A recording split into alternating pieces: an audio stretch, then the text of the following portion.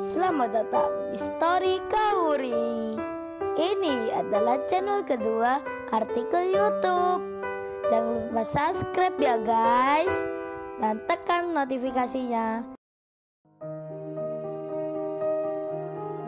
Kisah pemuda kaya, anak bos besar, pemilik 73 perusahaan, yang menjadi cleaning service. Episode 487. Si Mary, bos perusahaan yang sempat menghina Kenshin, pekerja cleaning service baru di tempatnya, serta diusir dan dipecatnya. Bahkan mengatakan pula, kalau Kenshin orang gila, karena menulis di lamaran kerjanya, tinggal di kompleks mewah, serta punya perusahaan. Si Mary yang di pagi hari jahat sekali, kini seolah berganti, sikap sombongnya langsung runtuh, jabatan tingginya seolah tak berarti. Karena melihat sendiri, Kenshin Cleaning Service adalah anaknya orang kaya, benar-benar punya perusahaan, dihormati oleh orang yang penting. Kemudian, si Mary yang mengakui kesalahannya, dengan terus terang mengatakan, perusahaannya memang tak baik, sudah melakukan penipuan, dirinya pun siap menanggung tentang semua kerugian, akan mengembalikan semua uang dari pelamar kerja yang ditipu pegawainya. Dan Mary berkata, baiklah Mas Kenshin, saya akan membayar semuanya, meski perusahaan akan bangkrut, asal kita nggak dilaporkan polisi dan bermasalah dengan hukum. Saya siap menanggungnya. Mary pun bicara yang lainnya, termasuk soal PHK massal di perusahaan miliknya. Kenshin yang mendengar itu semua, Kenshin pun menjawabnya, oh ini Mbak Mary, saya kan tadi memberikan selebaran dana gambar ke mbaknya. Meski saya tahu sendiri, tujuan mbaknya ke sini bukan untuk itu, tapi ternyata ayah saya malah memerintahkan kalau Mbak Mary disuruh membacanya. Saya rasa itu bukan kebetulan. Dan ini maksud saya Mbak Mary. Berhubung mbaknya sudah bertanggung jawab, mengakui kesalahannya, serta mau mengganti kerugian itu, jadi saya menawarkan ke mbaknya. Apa mbaknya bersedia ikut kerjasama dengan kita? Kalau Mbak Mary bersedia, mbaknya tak perlu segala memperhentikan banyak pekerja, perusahaannya pun tetap berjalan. Dan Mary masih bertanya, ingin memastikan dirinya, maksudnya apa ya Mas itu? Saya kok belum mengerti. Kenshin menjawabnya lagi, yaitu Mbak Mary, daripada mbaknya ke rumah saya, tujuannya hanya minta tak lapor polisi. Kan itu sayang sekali. Lebih baik perusahaan Mbak Mary ikut mengerjakan pula proyek yang ada di gambar itu. Tempatnya kan sangat luas. Kita masih butuh banyak pekerja, membutuhkan banyak tenaga pula. Sedang perusahaan ayah, sebagian besarnya, saat ini sedang disibukkan dengan proyek yang lainnya. Jadi kita harus mencari tambahan akan relasi dari luar, termasuk miliknya Mbak Mary. Itu pun kalau mbaknya bersedia. Soal uang Mbak Mary nggak usah khawatir, kita akan langsung cairkan. Jadi mbaknya tinggal jalan saja, mengerjakan apa yang kita minta. Si Mary pun melihat lagi, mengambil dana gambar itu dari Bu Erlin. Dan Mary melihatnya, mega proyek yang akan dibangun ini membentang begitu luasnya, dan tertulis nama pimpinannya adalah Kenshin Himura. Mary pun melihat Kenshin, seseorang yang di depannya adalah langsung pimpinannya, dan Mary pun menjawabnya, iya Mas saya bersedia. Di saat itu Bu Erlin dan pegawai lainnya, mereka pun tak menyangka, cleaning service yang tadi pagi kerja di tempatnya, yang dikira hanya pekerja biasa, tak dipandang bahkan direndahkan, sekarang tiba-tiba saja menjelma jadi orang yang penting sekali, bahkan menjadi atasan bosnya. Si Mary pun rasanya malu sekali melihat kebaikan cowok di depannya, laki-laki yang sudah dicaci makinya, yang sudah diolok-oloknya, malah berbuat baik ke dirinya. Si Mary pun jadi terpesona akan sikapnya Kenshin. Begitu pula dengan Bu Erlin dan lainnya. Singkat cerita, si Mary pun menerima akan kerjasama itu, hingga dirinya pamit pulang, membawa kenangan tak terlupa. Mary pun meninggalkan rumahnya Kenshin. Sementara itu, bos besar pun akan kembali pulang. Urusannya dengan Mr. Johnny telah selesai. Mr. Johnny pun tak mau dibayar, merelakan mobilnya seperti itu, apalagi melihat Bang Hotman yang akan membawanya ke jalur hukum. Karena Mr. Johnny telah melakukan mengancam orang dengan terang-terangan. Bahkan banyak saksinya. Iwan pun demikian. Setelah mendapat pesan dari bos besar, Iwan bersiap akan menjalankan menjalankan perintah itu. Dengan senang hati Iwan akan melakukan. Entah apa itu maksudnya. Perintah itu seperti apakah? Hanya Iwan yang tahu.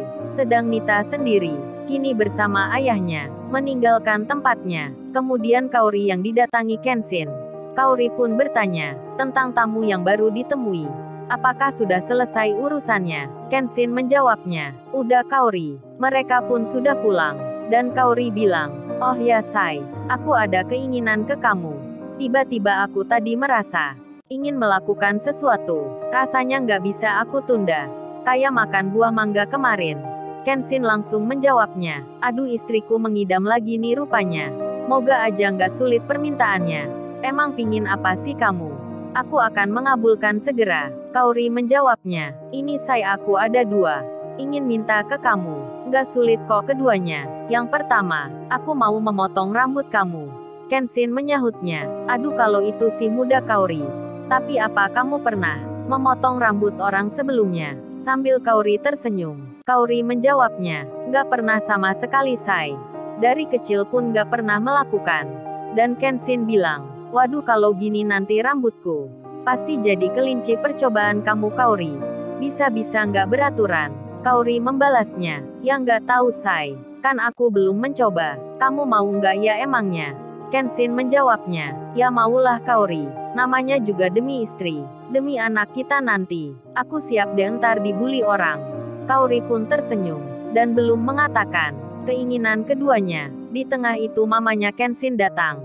Beliau langsung bilang, Ken jaga istrimu. Jangan sampai kenapa-napa. Turuti maunya. Apa yang diinginkan Kaori, kamu harus penuhi. Karena ada cucu mama. Mama sudah nggak sabar melihatnya. Kenshin pun menjawabnya, iya ma baik. Kenshin akan melakukan. Dan mamanya pun masuk ke dalam. Kenshin lalu bilang, aku curiga nih Kaori. Kamu tadi cerita ke mama soal keinginanmu yang tiba-tiba. Kaori membalasnya, ya iyalah itu. Soalnya tadi mama bertanya, apa aku ada keinginan? Ya aku cerita gitu Sai. Kenshin langsung menyahut, ya udah Kaori. Katanya mau memotong rambutku. Kapan nih dimulai? Aku siap meski rambutku entar berantakan. Sambil bicara itu Kenshin tertawa. Kemudian Kenshin melanjutkan bertanya, oh ya Kaori, keinginan kedua kamu apa ya memangnya? Kok belum kamu katakan? Kaori menjawabnya, oh itu juga mudah Sai. Besok aku ingin melihat terbitnya matahari pagi. Dengan kamu temani. Kenshin langsung memotong bicaranya Kaori. Wah kalau itu sangat bisa sekali Kaori.